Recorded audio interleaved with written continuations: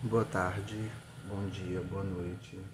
Eu me chamo Ícaro e hoje eu vou estar explicando sobre a justificativa do projeto para VP da professora Aline Andrelina Lima Calu.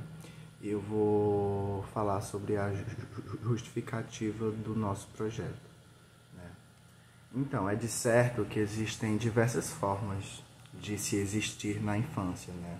Ou seja, que a infância, embora pautada pelas leis que vigoram como una e que deva ser conduzida de uma forma universal no que tange direitos, responsabilidades e garantias, né? Ela vai aí ocorrer de uma forma diferente, né? Para diferentes crianças, porque o ser criança, o existir enquanto criança, não é um existir que se coloca perante a nossa estrutura social de uma forma universal, né? Vão ter aí diversos atravessamentos nessa compreensão que vai fazer a gente, aliás, que a sociedade faz para distinguir algumas crianças de outras crianças, né? E para compreender essa afirmativa inicial, né, é de profunda importância um aprofundamento, né, histórico na Constituição do nosso país, além como, né, a compreensão sociológica de como diversas teorias eugenistas elas foram instauradas no escopo da nossa construção civil, né? E aí, quando você estuda esse processo colonial, né, e de construção civil, tendo por base a influência dessas teorias eugenistas, né, de higienização, de etnocídio, de epistemicídio, né, você vai entender que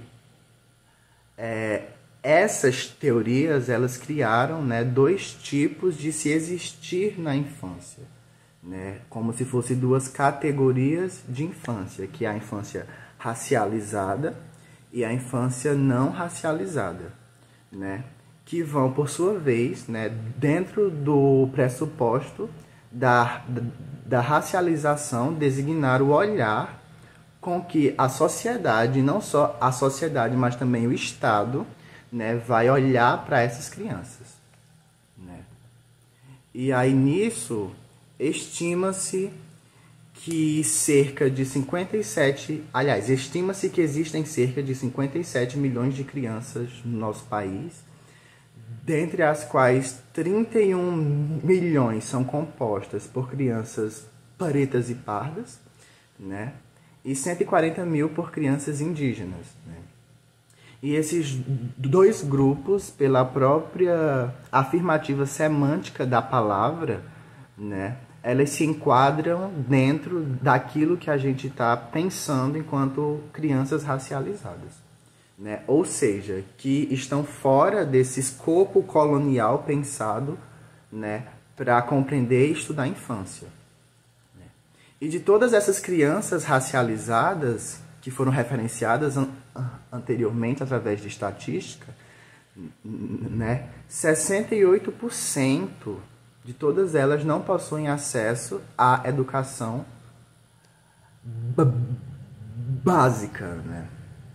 E ainda é estimado, né, que 20 milhões de crianças e adolescentes vivem em situação de pobreza no nosso país, onde 17 milhões desses 20 são crianças pretas e pardas, né? E aí, o que a gente quer pesquisar realmente, né, é a disparidade quanto às garantias entre crianças racializadas e não racializadas, que revelam, sobretudo, a falha do Estado, né, por ausência e inércia, que segue dando, né, continuamento às vanguardas europeias de eugenia e de higienização racial no país, né? E é isso. E aí é importante a gente pensar que, tipo, compreendendo o princípio constitucional da igualdade equiparado ao da equidade, que é tratar os desiguais desigualmente na medida de suas desigualdades, é correto afirmar que é de responsabilidade do Estado, né, uma reparação por uma desigualdade, ou seja, por uma forma diferente de olhar para determinado grupo. É de responsabilidade dele a equiparação por uma desigualdade que ele criou, né, historicamente e tudo mais. Por isso, esse projeto, né, ele compreende esse estudo dessas infâncias racializadas a fim de compreender a raiz do processo racista para com a infância, estudar o colonialismo para se compreender o decolonialismo ou a decolonialidade, né? E combater realmente a disparidade de acessos, tal qual a negligência de cuidados básicos, como saúde, a moradia, a educação, e ainda garantir princípios constitucionais referenciados pelos direitos humanos, como, né, o exercer da própria identidade e da própria autodeterminação. O referencial teórico da pesquisa foi estruturado na proteção da criança e do adolescente racializados no ordenamento jurídico, a falta do olhar da sociedade e do Estado para com essas e a discriminação sofrida pelas mesmas, né? Já que essa pesquisa visa entender a falta desse reconhecimento da criança racializada no processo normativo e na própria sociedade também que a marginaliza, né?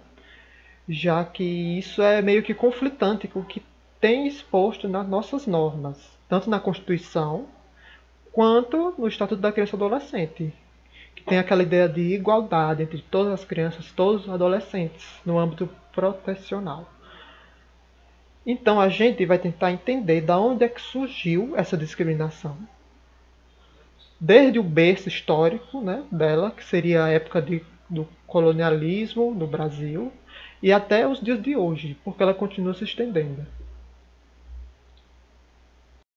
A presente pesquisa tem como objetivo levar tal discussão para ser debatida no meio social afetado, aos órgãos governamentais e privados, juntamente com a sociedade acadêmica, com o intuito de sanar tais problemas e também para que haja a criação e efetivação de medidas retrativas. Buscamos também a criação de grupos de estudos em universidades públicas e privadas, buscando uma interdisciplinariedade em tais estudos, com bases científicas, com o intuito de buscar soluções eficazes, juntamente com a fomentação de políticas públicas, ampliação de medidas jurídicas, socioeducativas e psicossociais. É de tamanha importância que seja dada voz a tais grupos vulneráveis, por meio de ouvidorias públicas, sendo necessária tal ponte comunicativa entre o Estado e a sociedade, buscando uma melhora na relação entre o povo e aquele que possui o dever de tutela.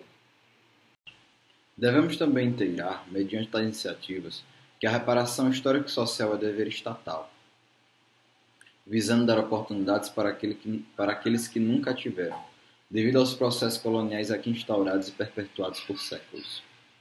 Buscamos também a ampliação das políticas públicas existentes, com o objetivo não somente melhorar a vida dessas crianças, mas do ambiente ao qual elas crescem e se desenvolvem, para futuramente integrarem em uma sociedade justa e cheia de oportunidades.